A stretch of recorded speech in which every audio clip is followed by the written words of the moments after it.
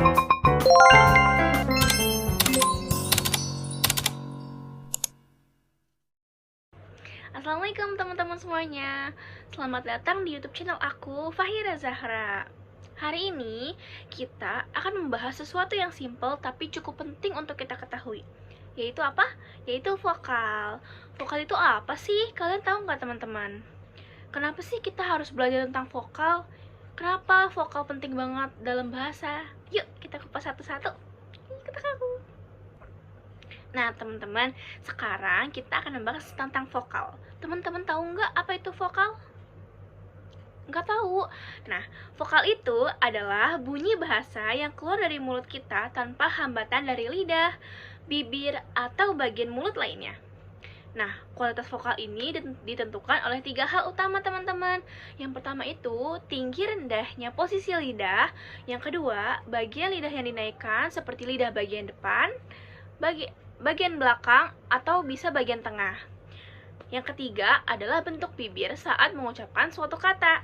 Jadi, waktu kita ngomong vokal, lidah kita itu bisa naik turun bareng rahang, dan posisi lidah ini yang akan ngaruh ke jenis vokalnya itu. Nah, teman-teman, selanjutnya ada fonem dalam bahasa Indonesia. Fonem dalam bahasa Indonesia itu adalah salah satu bunyi terkecil yang dapat membedakan makna. Fonem vokal itu biasanya mempunyai hubungan satu-satu dengan hurufnya masing-masing.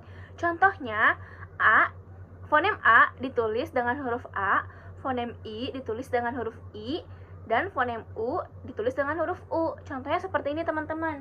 Fonem A, adik, ditulisnya seperti A, D, I, dan K. Fonem I contohnya adalah ibu. I, B, U. Nah, fonem U contohnya itu sapu, ditulisnya S, A, P, U. Nah, tetapi kadang ada fonem dan hurufnya itu enggak satu-satu.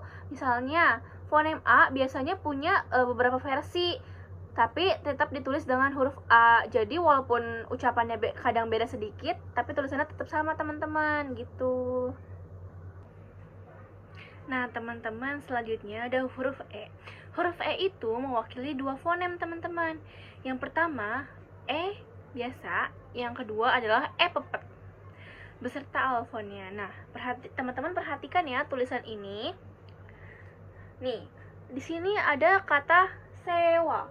Sewa itu menggunakan E pada umumnya. Yang kedua ada kata besar. Besar itu menggunakan E-nya adalah E pepet. Jadi dia tuh pelafalannya tuh beda teman-teman sama bacaan E pada umumnya. Ini jadi bacanya jadi besar.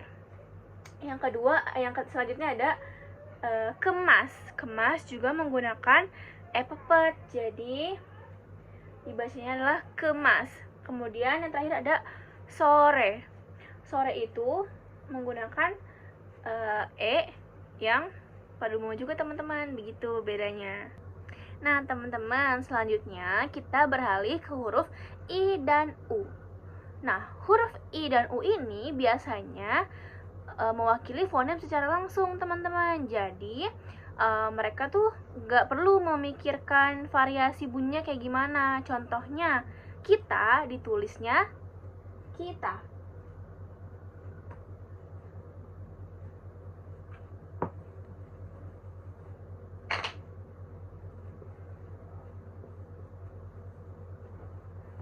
Kita. Kemudian ada kata ulama, ditulis ulama.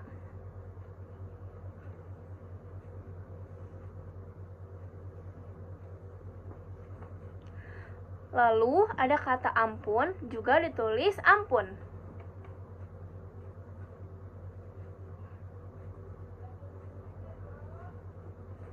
Nah, sedangkan huruf O itu teman-teman, huruf O itu dipakai untuk menulis fonem O juga. Contohnya, roda ditulisnya menjadi roda.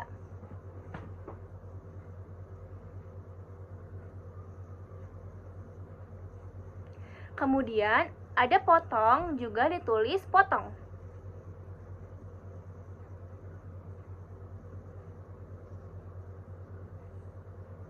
Lalu ada rokok, ditulis rokok.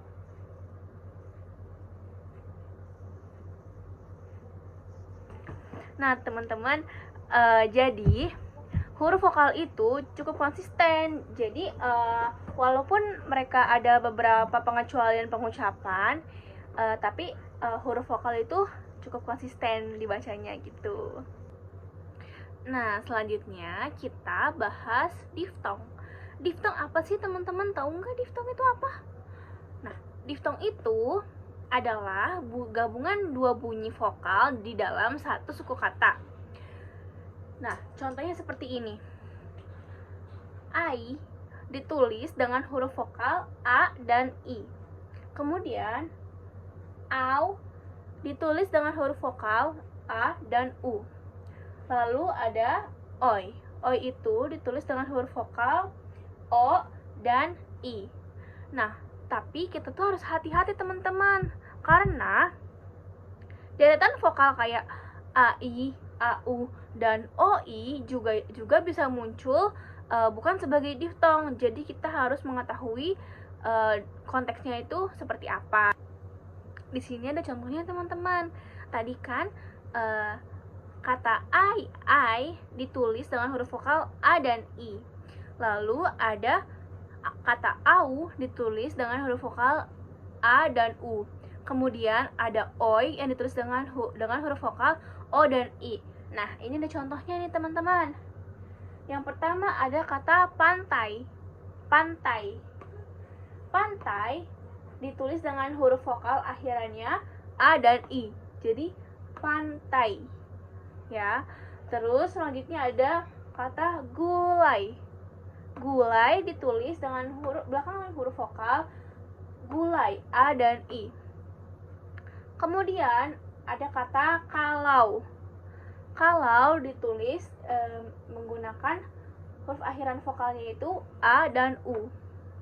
Lalu ada kata koboi yang ditulis dengan kata koboi yang belakangnya itu O dan I.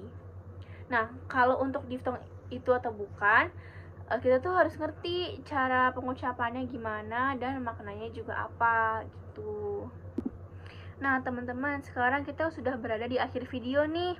Kita rangkum yuk, kita belajar apa aja hari ini? Kita belajar vokal itu penting banget dalam bahasa. Ada fonem dan huruf yang saling mewakili, tapi ada juga satu huruf yang mewakili beberapa bunyi. Diftong itu bisa membingungkan, tetapi seru banget buat dipelajari. Semoga penjelasan yang aku jelasin tadi bisa kalian pahamin ya tentang cara bagaimana menulis vokal. Kalau kamu suka pembahasan yang aku jelasin kayak gini, jangan lupa untuk like, comment, dan subscribe ya, biar kamu gak ketinggalan video aku yang selanjutnya. Sampai jumpa teman-teman di video berikutnya. Dadah. Wassalamualaikum warahmatullahi wabarakatuh.